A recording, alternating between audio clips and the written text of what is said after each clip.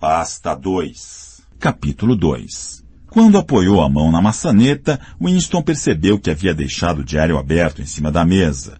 Cobrindo o papel com letras garrafais, as frases abaixo, o grande irmão, quase podiam ser lidas do outro lado do aposento. Um descuido de sua estupidez inconcebível. Contudo, Winston se deu conta de que, mesmo em pânico, ele não quisera borrar o papel creme, fechando o diário com a tinta ainda úmida. Respirou fundo e abriu a porta. No mesmo instante, sentiu uma onda cálida de alívio percorrer-lhe o corpo. Uma mulher pálida, de aparência emaciada, cabelo ralo e rosto enrugado, estava parada do lado de fora. Ah, camarada, começou ela num tom de voz monótono e queixoso. Tive a impressão de ouvir você chegar. Será que poderia ir até minha casa para dar uma olhada na pia da cozinha? Está entupida e... Era a senhora Parsons, mulher de um vizinho de andar. Senhora era uma forma de tratamento pouco favorecida pelo partido. A ideia era chamar todo mundo de camarada, porém, com certas mulheres, seu uso era quase intuitivo. Ela devia ter uns 30 anos, mas aparentava muito mais. Dava a impressão de ter poeira acumulada nas rugas do rosto. Winston a seguiu pelo corredor. Esses concertos de amador eram uma molação quase diária. Os apartamentos das mansões Victor eram antigos, haviam sido construídos em 1930, por volta disso, e estavam caindo aos pedaços. O reboco do teto e das paredes vivia despencando. O encanamento estourava com qualquer geada mais forte. Havia goteiras no teto sempre que nevava. O sistema de calefação costumava ser regulado em potência baixa, e isso quando não permanecia desligado por razões de economia. Os concertos que os moradores não conseguiam fazer sozinhos precisavam ser autorizados por comitês inacessíveis capazes de retardar por 2 anos uma simples troca de vidraça. Claro que só estou pedindo sua ajuda porque o Tom não está em casa, disse a senhora Parsons sem mais explicações. O apartamento dos Parsons era maior que o de Winston e sua esqualidez era de outro tipo. Tudo tinha um aspecto surrado, maltratado, como se um animal grande e violento tivesse acabado de passar por ali. Apetrechos esportivos, bastões de hóquei, luvas de boxe e uma bola de futebol furada, um calção suado pelo avesso estavam largados no chão e sob a mesa via-se uma confusão de pratos sujos e livros de exercícios com as orelhas dobradas. As paredes ostentavam bandeiras vermelhas da Liga de Juventude dos Espiões e um pôster em tamanho natural do Grande Irmão. Sentia-se o tradicional cheiro de repolho cozido, comum ao prédio inteiro, só que temperado por um fedor ainda mais pronunciado de suor, que percebia-se a primeira farejada, embora fosse difícil explicar por quê, era o suor de uma pessoa ausente no momento. Em outro cômodo, alguém utilizava um pente e um pedaço de papel higiênico para tentar acompanhar o ritmo da marcha militar que continuava saindo da teletela. São as crianças, disse a senhora Parsons, lançando um olhar um tanto apreensivo para a porta. Ainda não puseram os pés fora de casa hoje. É claro que... Ela tinha o hábito de deixar as frases pela metade. A pia da cozinha estava cheia, quase até a borda, de uma água imunda e esverdeada, cujo cheiro de repolho era simplesmente insuportável. Winston se ajoelhou e examinou o cotovelo do encanamento. Detestava ter de usar as mãos e detestava ter de se abaixar, coisa que sempre podia provocar um acesso de tosse. A senhora Parsons observava sem saber o que fazer. Claro que se o Tom estivesse em casa, resolvia o problema num instante, disse ela. Ele adora fazer esse tipo de coisa. É muito habilidoso, o Tom. Parsons trabalhava com Winston no Ministério da Verdade. Era um sujeito gordinho, mas dirigente, de uma estupidez paralisante, um amontoado de entusiasmos imbecis, um daqueles burros de carga absolutamente submissos e dedicados, de que dependia mais até que da polícia das ideias a estabilidade do partido. Aos 35 anos, acabara de ser excluído contra a vontade da Liga da Juventude e antes de ingressar na Liga da Juventude, conseguira permanecer com os espiões 1 ano mais que a idade prevista nos estatutos. No Ministério, desempenhava alguma função subalterna que não tivesse a inteligência como requisito. Por outro lado, porém, era figura de proa no comitê esportivo e em todos os demais comitês responsáveis pela organização de caminhadas comunitárias, manifestações espontâneas, campanhas de economia e atividades voluntárias em geral. Com discreto orgulho entre uma e outra baforada de seu cachimbo, anunciava para quem quisesse ouvi-lo que tivera participações no centro comunitário toda a santa noite ao longo dos últimos 4 anos.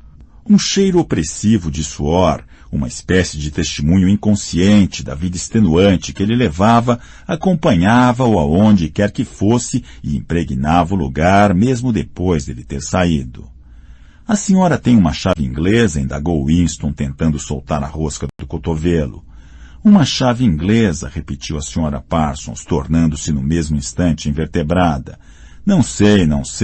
Pode ser que as crianças... Ouviu-se um tropel de botinas e outra clarinada no pente quando as crianças irromperam na sala. A senhora Parsons apareceu com a chave inglesa. Winston deixou escorrer a água e tirou com repugnância o chumaço de cabelo humano que entupira o cano. Limpou os dedos o melhor que pôde na água fria da torneira e voltou para o outro aposento. Mãos ao alto, berrou uma voz selvagem. Um garoto de 9 anos, bonito e com cara de brigão, surgira de trás da mesa e o ameaçava com uma pistola de brinquedo, enquanto sua irmã menor, uns 2 anos mais jovem, imitava-o utilizando um pedaço de madeira.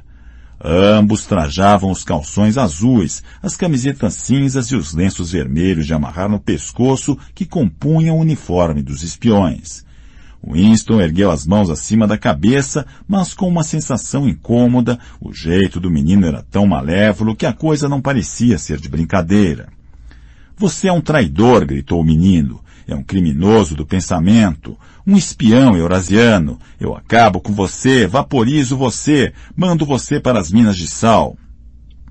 De repente, as 2 crianças estavam pulando em volta dele, gritando traidor e criminoso do pensamento, a garotinha imitando o irmão em todos os movimentos. Por alguma razão, aquilo era um pouco apavorante, como as cambalhotas dos filhotes de tigre que não tardarão a crescer e tornar-se devoradores de homens. Havia uma espécie de ferocidade calculista nos olhos do garoto, um desejo bastante óbvio de bater ou dar chutes em Winston e a consciência de que não faltava muito para alcançar o tamanho suficiente para fazer isso. Ainda bem que ele não tinha nas mãos um revólver de verdade, pensou Winston. Os olhos da senhora Parsons iam nervosamente de Winston para as crianças e destas para ele.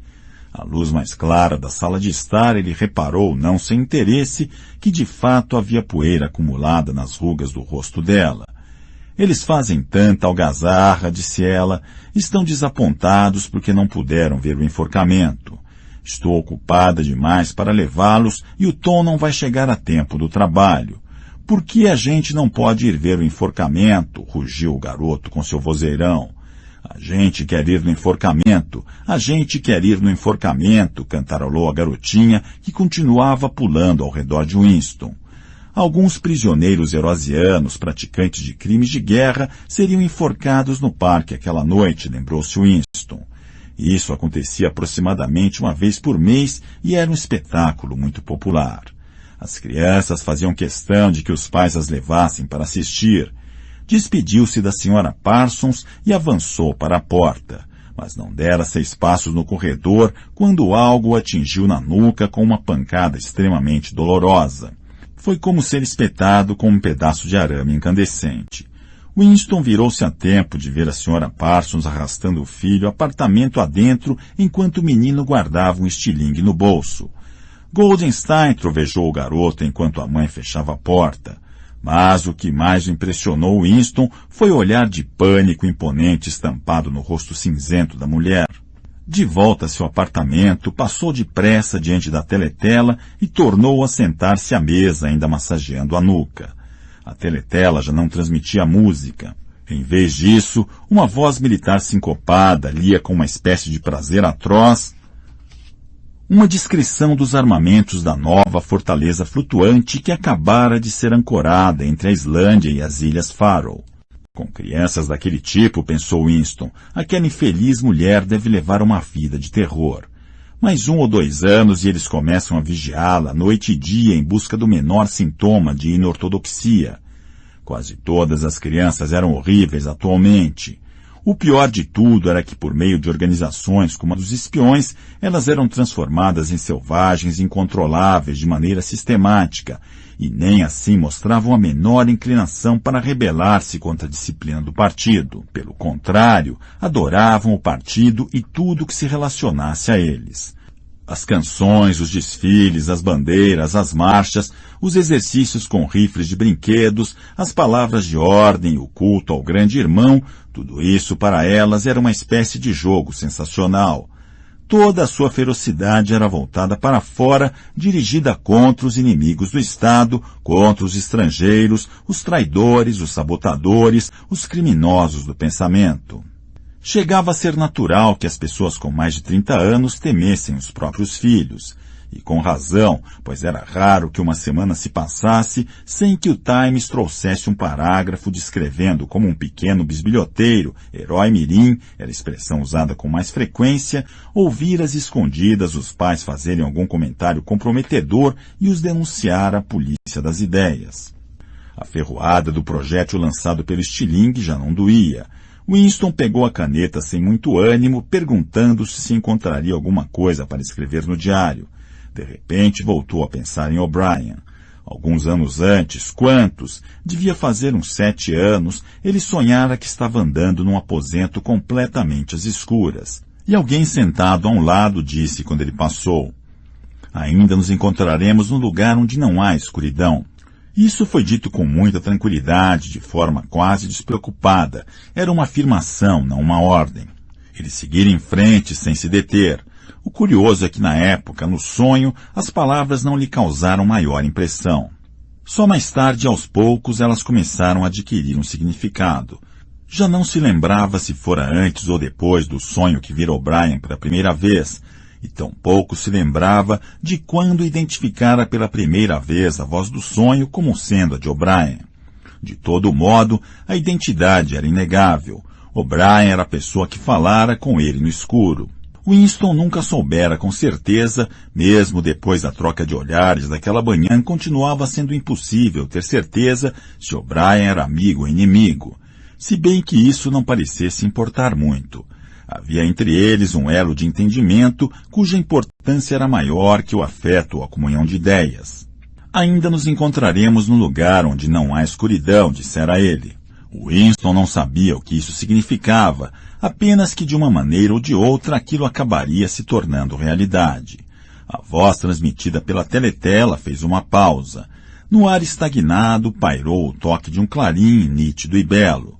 A voz prosseguiu com aspereza: "Atenção, atenção, por favor.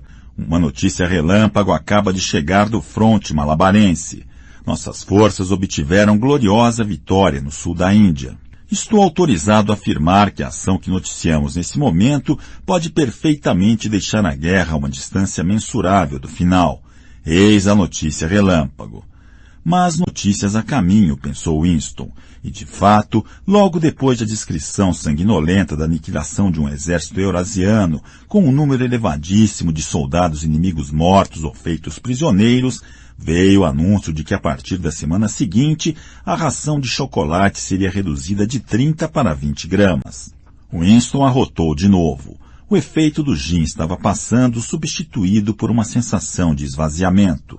A teletela, fosse para comemorar a vitória, fosse para apagar a lembrança da porção de chocolate perdida, atacou com Oceânia, glória a ti. As pessoas deviam ouvi-la em posição de sentido. Oceânia, glória a ti deu lugar a uma seleção musical mais leve. Winston se aproximou da janela, sempre de costas para a teletela. O dia continuava frio e sem nuvens. Em algum lugar ao longe, uma bomba-foguete explodiu com um estrondo surdo, reverberante. Eram 20 ou 30 delas caindo sobre Londres todas as semanas. Lá embaixo, na rua, o vento castigava o cartaz rasgado, agitando de um lado para outro, e a palavra sócim, condizentemente, aparecia e desaparecia. Sócim, os sagrados princípios do sócim. Nova fala, duplo pensamento, a mutabilidade do passado. Winston tinha a sensação de estar vagando pelas florestas do fundo do mar, perdido no mundo monstruoso em que o monstro era ele próprio. Estava sozinho. O passado estava morto, o futuro era inimaginável. Que certeza podia ter de que naquele momento uma criatura humana, uma que fosse, estivesse do lado dele?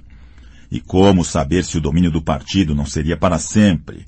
À guisa de resposta, vieram-lhe à cabeça os 3 slogans estampados na fachada branca do Ministério da Verdade. Guerra é paz, liberdade é escravidão, ignorância é força. Tirou do bolso uma moeda de 25 centavos. Ali também, em letras minúsculas e precisas, estavam escritos os mesmos slogans, e do outro lado da moeda via-se a cabeça do grande irmão. Até na moeda os olhos perseguiam a pessoa. Nas moedas, nos selos, nas capas dos livros, em bandeiras, em cartazes e nas embalagens dos maços de cigarro, em toda a parte. Sempre aqueles olhos observando a pessoa e a voz a envolvê-la. Dormindo ou acordada, trabalhando ou comendo, dentro ou fora de casa, no banho ou na cama, não havia saída. Com exceção dos poucos centímetros que cada um possuía dentro do crânio, ninguém tinha nada de seu. O sol avançara e as infindáveis janelas do Ministério da Verdade, agora que já não recebiam luz direta, pareciam tão temíveis quanto as seteiras de uma fortaleza. O coração de Winston se encolheu diante do enorme vulto piramidal. O edifício era forte demais, não havia como tomá-lo. Nem 1000 bombas-foguetes seriam capazes de destruí-lo. Voltou a perguntar-se para quem estaria escrevendo o diário. Para o futuro, para o passado, para uma época talvez imaginária. E diante dele estava o extermínio, não a morte. O diário seria reduzido a cinzas e ele próprio viraria vapor. Somente a polícia das ideias leria o que ele havia escrito antes de suprimirem tudo da existência e da memória. Como era possível fazer um apelo ao futuro quando nem um rastro seu, nem mesmo uma palavra anônima rabiscada num pedaço de papel tinha condições de sobreviver fisicamente? A teletela deu as horas, 2 da tarde. Winston devia sair em 10 minutos. Precisava estar de volta ao trabalho às 2:30. Curiosamente, o anúncio das horas pareceu dar-lhe novo ânimo. Era um fantasma solitário afirmando uma verdade de que ninguém jamais ouviria falar. Só que enquanto a afirmasse, de alguma maneira obscura a continuidade não se romperia. Não era fazendo-se ouvir, mas mantendo a sanidade mental que a pessoa transmitia sua herança humana. Voltou para a mesa, molhou a pena da caneta e escreveu: ao futuro ou ao passado, há um tempo em que o pensamento seja livre, em que os homens sejam diferentes uns dos outros, em que não vivam sós. Há um tempo em que a verdade exista e em que o que for feito não possa ser desfeito. Da era da uniformidade, da era da solidão, da era do grande irmão, da era do duplo pensamento, saudações. Ele já estava morto, refletiu. Parecia-lhe que só agora, quando começava a ser capaz de formular seus pensamentos, dera o passo decisivo. As consequências de toda ação estão contidas na própria ação, escreveu. O pensamento crime não acarreta a morte, o pensamento crime é a morte. Agora que se via como um homem morto, tornava-se importante continuar vivo o maior tempo possível. 2 dedos de sua mão direita estavam sujos de tinta. Era exatamente o tipo de detalhe que podia entregar uma pessoa. Algum fanático enxerido do ministério, uma mulher, talvez alguém como a mulher de cabelo ruivo ou a moça de cabelo preto do departamento de ficção, podia ficar intrigado e começar a se perguntar por que ele havia passado o intervalo do almoço escrevendo, por que teria usado uma caneta antiquada, o que teria escrito, e depois soltar alguma insinuação no local adequado. Foi até o banheiro e removeu cuidadosamente a tinta dos dedos com o sabonete marrom escuro, um sabonete que raspava a mão como uma lixa, que, portanto, atendia muito bem a seus propósitos. Guardou o diário na gaveta. Não fazia sentido pensar em escondê-lo, mas ele podia ao menos garantir que a eventual descoberta de sua existência não lhe passasse despercebida. Um fio de cabelo atravessado na extremidade das páginas era óbvio demais. Com a ponta do dedo, recolheu um grãozinho identificável de poeira esbranquiçada e o depositou num campo da capa, de onde certamente cairia se alguém mexesse no caderno.